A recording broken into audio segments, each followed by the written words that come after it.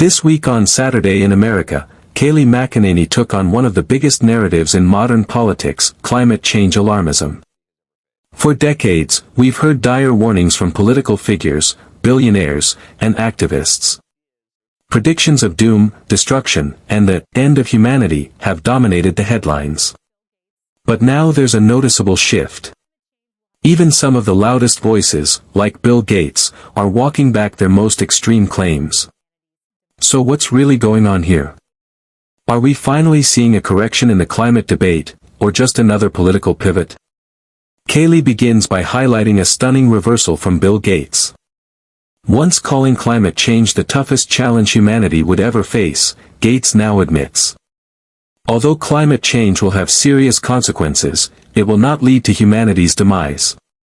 People will be able to live and thrive in most places on Earth for the foreseeable future. That's a dramatic change of tone, especially compared to the years of fear-driven messaging we've heard from global elites.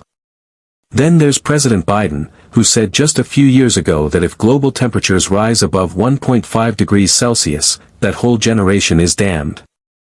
He later described climate change as the single most existential threat to humanity, worse than nuclear weapons.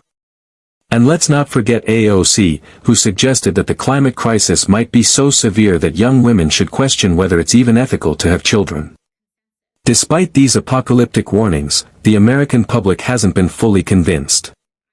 According to Gallup, less than half of Americans believe climate change will seriously threaten their lives, and only about 2% see it as the nation's most pressing issue. That's a striking disconnect between public perception and political rhetoric. Kayleigh then reminds viewers of Al Gore's infamous prediction. Unless drastic measures are taken within the next 10 years, the world will reach a point of no return. That was back in 2006. 10 years later, Rush Limbaugh's Armageddon clock hit zero, and humanity was still standing strong. Now, nearly 2 decades later, we're still here. Still thriving. Still debating the same issue. So what changed? Maybe people are simply tired of fear tactics. Maybe they're demanding real, science-based solutions instead of sensationalism.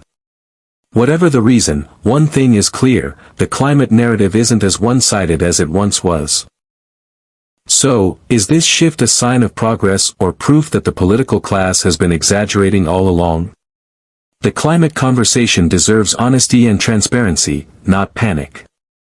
The world's not ending tomorrow, but that doesn't mean we stop caring, it means we start thinking critically. I'm curious, what do you think? Has the media gone too far with climate fear, or is this a much-needed wake-up call for change? Drop your thoughts in the comments, and don't forget to like, subscribe, and share for more breakdowns every week. This is Fact and Focus USA, and that was Saturday in America.